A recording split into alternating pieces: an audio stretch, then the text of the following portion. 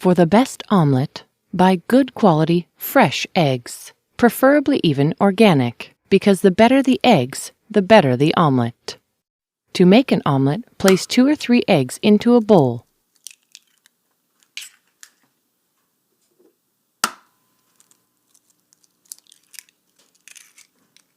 To blend the eggs, a fork works best.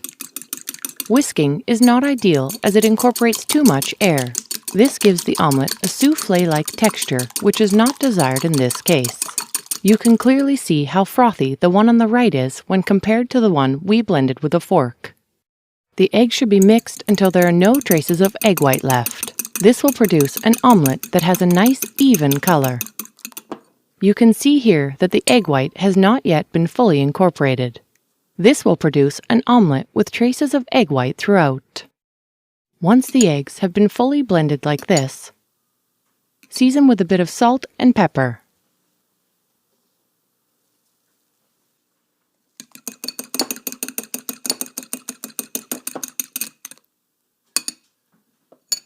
Some people like to add a bit of milk or water at this stage for supposed fluffiness. It is sometimes added to older eggs as well. However, most purists add no liquid to their eggs. When cooking omelets, the heat should be at about medium to medium-low, just a bit higher heat than used to cook scrambled eggs. Omelets can be cooked over higher heat. Remember that most cooks in busy restaurants don't have time, so they use high heat.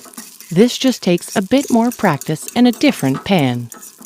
Lower heat allows you to use non-stick and it gives you more time, which alleviates some of the pressure that high heat brings. The fat used to cook an omelet can be either butter or olive oil. Omelets cooked on higher heat are sometimes made using clarified butter.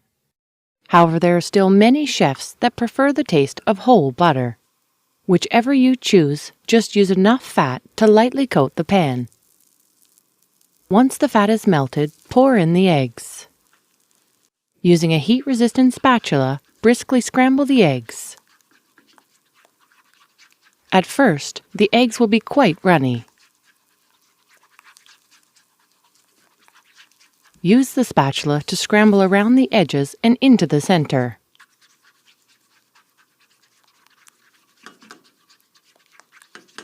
Periodically scrape around the edges, trying to keep a fairly round shape.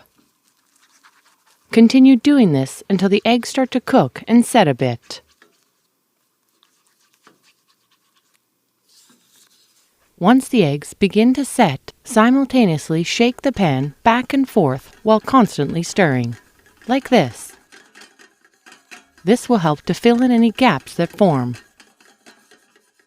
You can see here that the eggs are still very runny, and as we stir and shake the pan, the eggs run back into the gaps very quickly. Keep shaking and breaking up any bigger curds that may start to form. The constant stirring and shaking will make for a nice creamy and smooth omelet. If you do not constantly stir and shake the pan, you will end up with holes and gaps in your omelet like this. As the eggs cook, you can see that the gaps do not fill in as quickly. This indicates that it is almost done. At this point, turn off the heat and use the spatula to even out the eggs.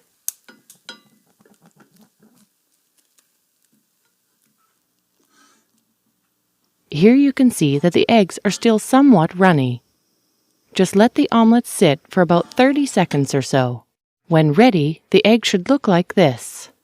You can see they are still slightly wet, but no longer runny. The residual heat from within the omelet will continue to cook the eggs once it is rolled. To roll out the omelet, have a plate ready. Then using the spatula, fold over the top third, down over the center like this. Now give the pan a gentle shake or use the spatula to help bring the egg to the very edge of the pan. Then in one clean motion, flip and roll the egg out onto the plate like this.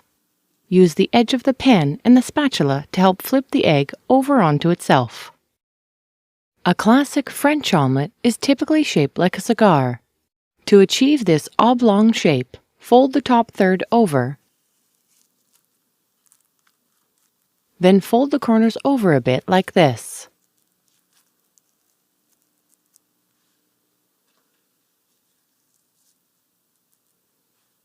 Then roll out the omelet.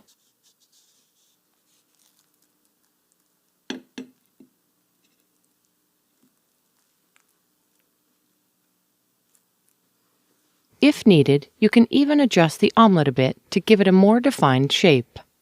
Though this may look fancier, it is not really necessary. What is important is that the omelet has little to no color and is just barely cooked in the middle like this.